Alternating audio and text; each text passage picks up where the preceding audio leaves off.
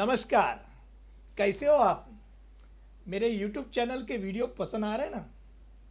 आज मैं आपके सामने एक ऐसा विषय लाया हूँ जो बहुत महत्वपूर्ण है और सही मायने में इसे सेक्शन 498A यानी कि दहेज के वास्ते बनाया हुआ गया हुआ कानून जो है उसके ऊपर आज हम बात करने जा रहे हैं। आज भारत में 100 शादियां होती है तो उनमें से कम 40 जोड़े फैमिली कोर्ट के चक्कर काटते हैं, यानी उसके द्वार पे खड़ी दिखती है। आज वकीलों में भी ऐसे लोग हैं जो पैकेज की तरह रख रखाव यानी मेंटेनेंस के दावे के साथ अंतरिम मेंटेनेंस का दावा, पारिवारिक हिंसाचार का दावा यानी डोमेस्टिक वायलेंस एक्ट का दावा और उसी के साथ 498A का दावा और उसके ऊपर तलाक देने का दावा, ऐसा पैकेज रखते हैं। अपने शोहर पे या अपने सास ससुर पे मुकदमा ठोकना समझ सकता हूँ, मगर यहाँ तो उसके भाई बहन बहनों से लेके पूरी बारात शामिल की जाती है और एक तरीके से उसके तहत अपने शोहर को एक अलग तरीके से तकलीफ दी जाती है एक दावे से, यानी इसलिए एक दावे से और दावे भी हो जाते हैं। अब हम पहली बात ये देखेंगे कि दहेज का अर्थ क्या है। शादी की बदौलत किसी भी सांपत्तिक या मूल्यवान चीज जहां मांगी जाती है उसे दहेज माना जाता है। यह शादी के पहले से लेकर शादी के बाद तक मांगा हुआ किसी भी सांपत्तिक या मूल्यवान चीज को इसके दायरे में आके रखा जाता है। दहेज मांगना भी गुनाह है, दहेज देना भी गुनाह है।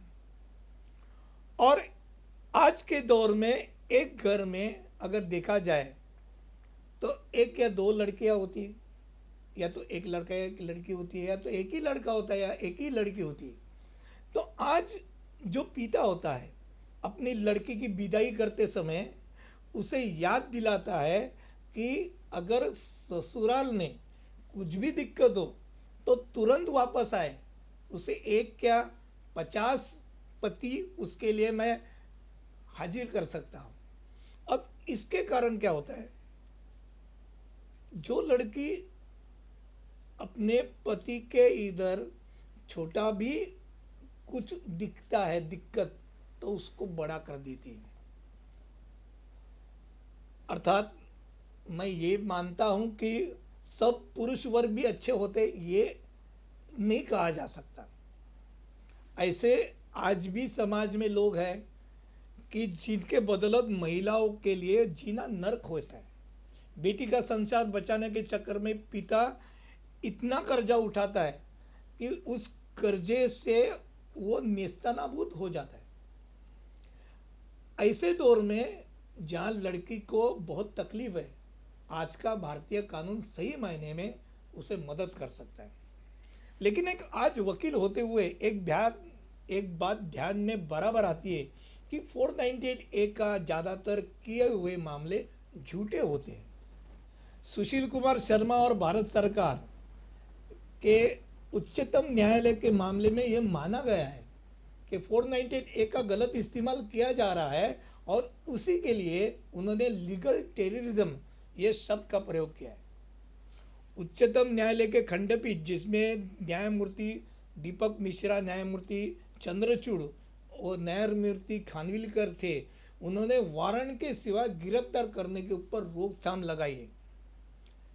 तब तक किसी ने भी 498A का दावा दाखिल किया तो सभी को अंदर डाल देते थे, वो भी वारंट के सिवा।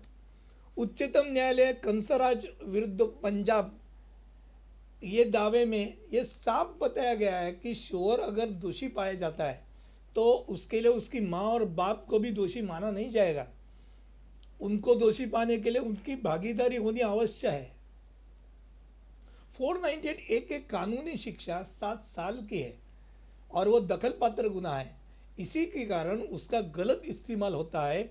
यह बात उच्चतम न्यायालय अरनेश कुमार विरुद्ध बिहार राज्य, इसमें न्यायमूर्ति चंद्रमौली प्रसाद और न्यायमूर्ति पीसी घोष ने उसका जो आदेश दिया, उस आदेश के बदौलत ये माना और फौजदारी प्रक्रिया संहिता 1973 के कलम 41 का उन्होंने उसका जो इस्तेमाल है वो सीमित कर दिया। और यही जो मैं बताता हूँ कि बहुत बड़ा ये फैसला था। उसके बाद 498 ए के तहत अगर किसी औरत ने इल्ज़ाम लगाया तो अब उसको कभी भी तुरंत गिरफ्तार किया नहीं जाता, उसकी तहकीकात की जाती है। अफसर वो तहकीकात करता है और वो अधिकारी को ये मामला 498 ए के तहत ठीक लगे तो वो उसका एक रिपोर्ट न्याय दंडाधिकारी को देता है और फिर आदेश लेके उसके आगे कार्रवाई करता है। तो 498 ए का मुझे आज के दौर में ये बात 100% बताना चाहता हूँ कि अगर पुरुष गलत है तो उस औरत ने उसका इस्तेमाल जरूर करना चाहिए, पर वो गलत इस्तेमाल ना करे। मैंने ये जो आज महत्वपूर्ण जानकारी आपको बताई, वो मेरा वीडियो आपको कैसा लगा ये मुझे ज़रूर बताइए और शेयर, सब्सक्राइब और लाइक करने के लिए ना भूलिए। धन्यवाद।